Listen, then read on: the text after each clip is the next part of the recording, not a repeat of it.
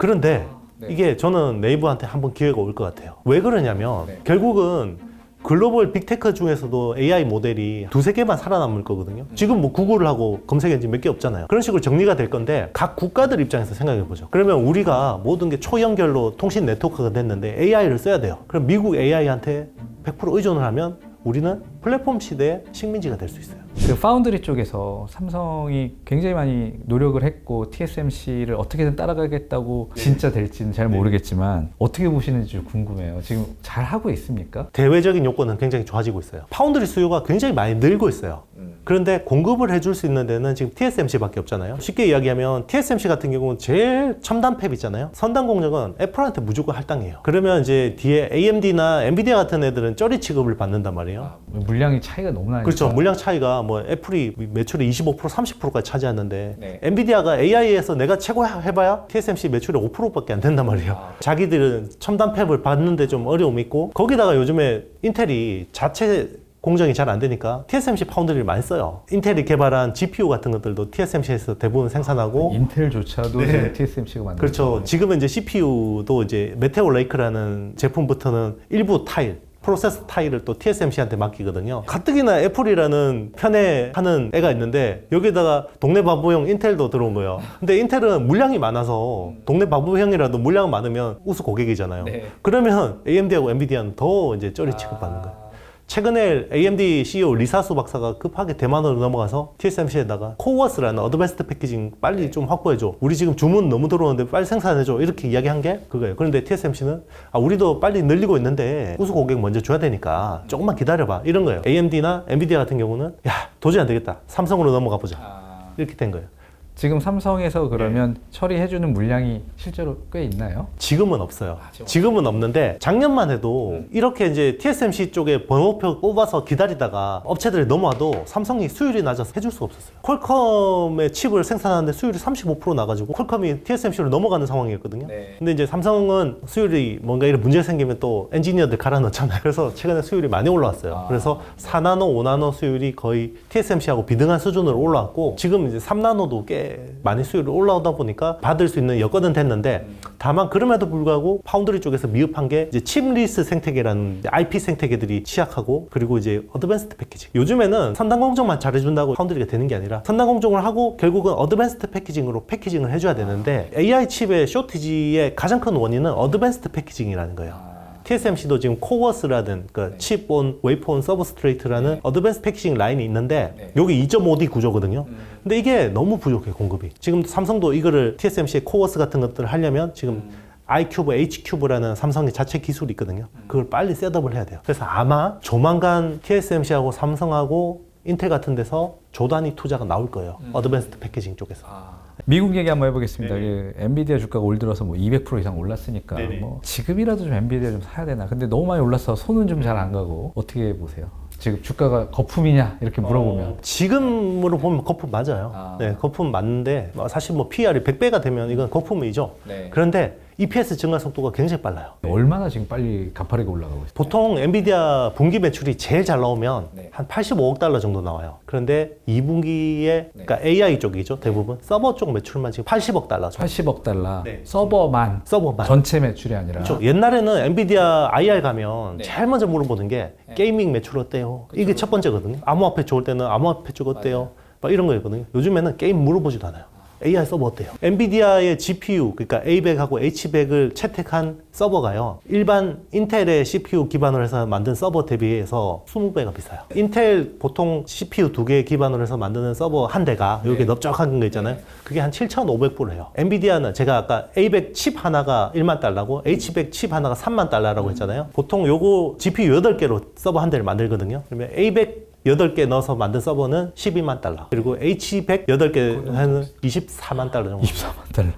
그러니까 거기에 원가의 80%가 GPU. 다 제쳐두고 그거 만들어야 되네요, 진짜. 그런데 이제 중요한 게 아까 이야기했지만 AMD도 이게 대체가 쉽지 않다라는 거고요. 지금 AI 반도체 시장에서 90%를 엔비디아가 독점하고 있고 심지어 나머지 10%도 이게 양산용이 아니라 대학이나 연구소에 납품하는 그런 것들이고 사실상 독점하고 있는 거예요. 엔비디아가 비싸냐 물어보면 펀더멘탈 리스트로 비쌉니다. 그런데 꺾일 것 같으세요? 그런데 당분간 안 꺾일 것 같은데요? 이런 거죠. 그러니까 지금은 트레이더의 영역이죠. 그럼에도 불구하고 이제 이 AI 혁명은 이제 초입이에요. 우리는 많은 버블들을 겪었잖아요. 근데 버블이 초창기에 이렇게 꺼지는 경우는 없죠. 그렇죠. 우리 에코프로 형님이 10배 가실 때까지 2배 먹고 파신 분도 있고 3배 먹고 파신 분도 있지만 결국은 10배 가잖아요. 그러니까 강남 아파트도 이제 그때 막 2-3배 먹고 나가신 분들은 나중에 다시는 못 돌아오고 마지못해 버티신 분들이 30배씩 벌었죠. 애플 얘기를 좀 해보고 싶은데 이 전 세계 시가총액 1등 애플이 근데 계속 가요. 애플도 지금 주가만 보면 애플이 뭐 더 좋아질 것도 없을 것 같은데 XR 기계라든지 이런 거 뭐 많이 팔릴 것 같지도 않고 뭘 보고 이렇게 사람들이 계속 애플을 좋게 보는 거예요? 이 미래를 보는 관점은요, 4가지 키워드가 되게 중요해요. CPND, 콘텐츠 플랫폼 네트워크 디바이스. 여기에다가 AI만 올리면 돼요. 근데 AI를 못 올리고 있어요. 왜냐면 지금 우리는 생성형 AI잖아요. 메인스트림은. 근데 애플은 생성형 AI가 메인이 될 줄 몰랐고 시리를 열심히 개발했죠. 싹 갈아엎어야 돼요. 그래서 최근에 애플이 애플 GPT를 하겠다라고 이야기했죠. 그래서 애플 GPT만 되면 AI 시대에서 가장 잘할 수 있는 회사가 애플 아닐까 싶어요. 이미 초연결로 모든 네트워크가 연결돼 있고 디바이스 간에 다 연결돼 있고 플랫폼이 통합돼 있고 애플 앱스토어라는 콘텐츠 플랫폼 생태계도 있고. 애플은 그런 파라미터인지 뭔지 그 변수가 많이 있어요? 쌓아놓은 게 있어요? 그러니까 이게 머리가 아픈 게 제가 엔비디아가 꺾일 것 같으세요? 아닐 것 같습니다 라고 이야기하는 이유가 뭐냐면 일단 생성형 AI를 하려면 기본적으로 필요한 요건이 있어요. 방금 말씀하신 파라미터라는 컴퓨팅 파워가 필요해요. 컴퓨팅 파워는 GPU를 최대한 좋은 걸 많이 갖다 놓으면 컴퓨팅 파워가 좋아지는 거거든요. 챗GPT를 기반으로 말씀드리면 챗GPT는 GPT 3.5 기반으로 만들었는데 엔비디아 A100을 1만 개를 썼어요. 칩을. 그래서 1750억 개 파라미터를 구현한 거고요. 그리고 5조 개의 데이터가 필요해요. 5조 개의 데이터 덩어리들. 최소한 그러니까 책을 5조 권 있어야 돼요. 최소한 책을 5조 권 읽고 학습을 해야 돼요. 그 다음에 이제 모델링이에요. 그러니까 자기들이 만들어 놓은 알고리즘하고 이런 건데 이 생성형 AI 특징이 뭐냐면 트랜스포머 모델의 특징이긴 한데 머신러닝으로 학습을 하기 때문에 얘가 왜 그런지 모르는데 어느 순간 이렇게 가다가 훅 특이점을 넘어요. 느닷없이 생겨나는 능력인데요. 여기 창발성이라고 해요. 그러니까 우리 쉽게 이야기하면 애기 키워보면 처음에 얘가 뭐 울기만 하고 말도 안 통하고 그냥 기저귀에 똥 싸고 이러다가 어느 순간 여기서 공부해라 그러면 아빠 나는 공부를 못한 이유를 내게 이러잖아요. 얘가 언제부터 얘가 말을 하고?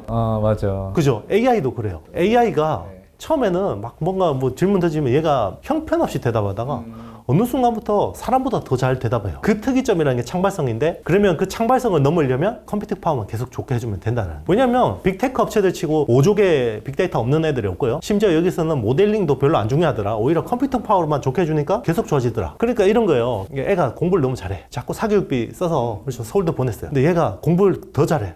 하버드 가야 되는데 집에 돈이 없어요. 소 팔아서 보내잖아요. 그죠?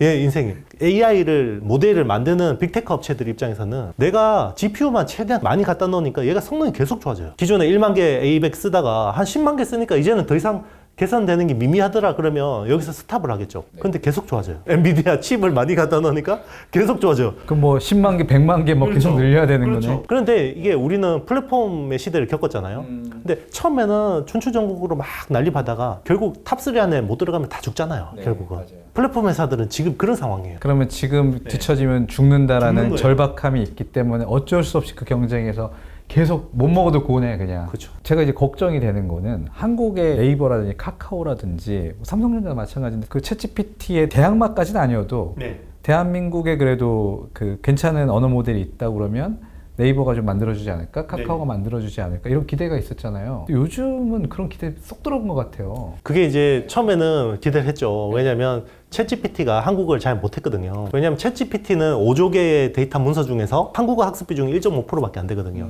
그래서 야, 한국어는 그래도 네이버가 잘하지 않을까. 왜냐면 워낙 빅데이터도 많고 뭐 슈퍼컴퓨터도 괜찮고 그래서 아 그래 우리 비영어권에서는 그래도 네이버가 살아남을 거야. 그랬는데 GPT-4가 나왔잖아요. 한국어를 너무 잘했어요. 걔는 너무 잘해요. 너무 잘해요. 그래서 네이버가 막 AI 시대 비영어권의 플랫폼이다 그래도 떴다가 주가가 훅 밀린 거예요. 라인 일본에 잔뜩 있고 하니까 동남아도 많이 쓰고. 그런데 이게 저는 네이버한테 한번 기회가 올 것 같아요. 왜 그러냐면 결국은 글로벌 빅테크 중에서도 AI 모델이 한 2-3개만 살아남을 거거든요. 지금 뭐 구글을 하고 검색 엔진 몇 개 없잖아요. 그런 식으로 정리가 될 건데 각 국가들 입장에서 생각해 보죠. 그러면 우리가 모든 게 초연결로 통신 네트워크가 됐는데 AI를 써야 돼요. 그럼 미국 AI한테 100% 의존을 하면 우리는 플랫폼 시대의 식민지가 될 수 있어요. 그러니까 이거는 반도체처럼 국가 전략으로 봐야 된다. 맞습니다. 그리고 중요한 게요. AI라는 거는 사람의 윤리를 학습을 해야 되잖아요. 그렇죠. 기준을 네, 세워야 기준이 있어야 되잖아요. 만약에 뭐 방 안에서 이산화탄소를 줄여봐라고 하면 AI는 가장 효율적인 걸 찾는다 그러면 여기 제일 이산화탄소 많이 내뿜는 놈은 사람이죠.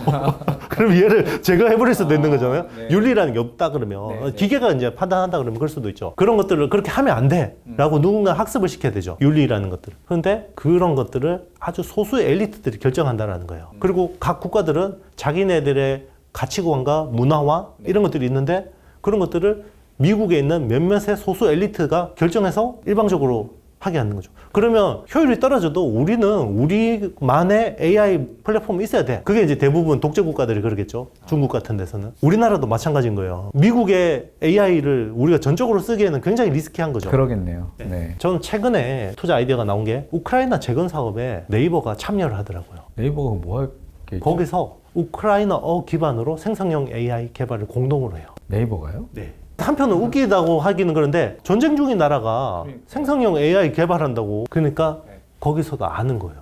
결국은 이 AI 혁명에서 기반을 갖춰놓지 않으면 선진국의 빅테크한테 그냥 끌려가는 몇몇 나라와 몇몇 플랫폼한테 끌려가는 시대가 온다라고 보는 거예요. 핵 개발하고 똑같은 거예요. 최근에 샘 알트먼 그 오픈 AI CEO가 각국 리더들 만나고 다니잖아요. 네. 최근에 윤석열 대통령도 만났잖아요. 네. 만나서 뭐라고 하는 줄 아세요? AI 규제해야 됩니다. 위험합니다. 그게 뭐냐 이야기냐면 우리 개발 다 끝났거든? 사다리 걷어차기. 그렇게 들어야 되는구나. 그렇죠. 다 끝난 거예요. 제가 5조 개의 빅데이터라고 했잖아요. 네. 여기서 되게 중요한 포인트가 있는데 기존의 오리지널 데이터 가지고 학습한 AI하고 그리고 생성형 AI가 지금 웹을 막 오염시키고 있죠. 뭐 생성형 AI가 만들어낸 텍스트들이 막 웹에 올라가고 있고 거기서 생성해낸 그림들이 막 올라가고 있고 이게 사람이 그린 건지 사람이 쓴 건지 기계가 쓴 건지 몰라요. 네. 그죠? 그런데 그렇게 오염된 데이터 가지고 학습을 하니까 AI 효율이 확 떨어지더라는 거죠. 실제로 최근에 나오는 논문들을 보면 그래요.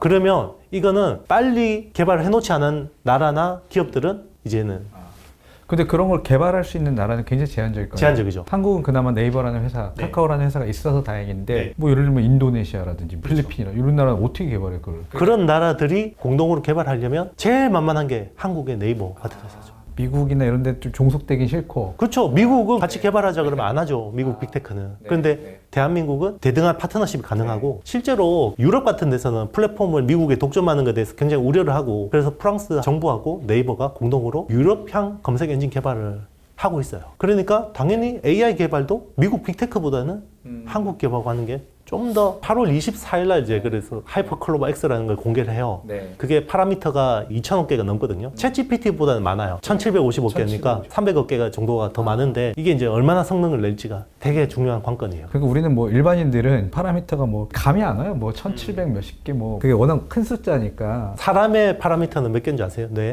몇 개일까? 한 1000만 개? 2조 개요. 2조 개? 사람 그렇게 많아요? 네. 우리가 그래도 챗 GPT보다 낫구나 우리가. 사람은 네. 범용이잖아요. 아, 그런데 네네. 지금 나와 있는 AI는 아주 몇몇의 제한된 기능만 하잖아요. 우리는 그렇잖아요. 우리는 뭐 집에 가서 청소도 해야 되고, 그죠? 애도 봐야 되고, 와이프한테 혼도 나야 되고, 막 이러면 이제 머리가 팡팡팡 돌아가야 되잖아요. AI는 아직까지는 자기가 잘하는 것만 몇 개만 잘하니까. 네이버는 아무튼 아직 기회는 있다. 기회가 있을 때 좀 잘 해주십시오. 우리 네이버, 카카오 화이팅. 오늘 굉장히 재밌게 잘했고 대표님 한 번 더 모셔서 네네. 새로운 이슈가 있을 때마다 저희가 종종 네네. 이렇게 말씀을 나누도록 하겠습니다. 네네. 오늘 감사합니다. 네, 감사합니다.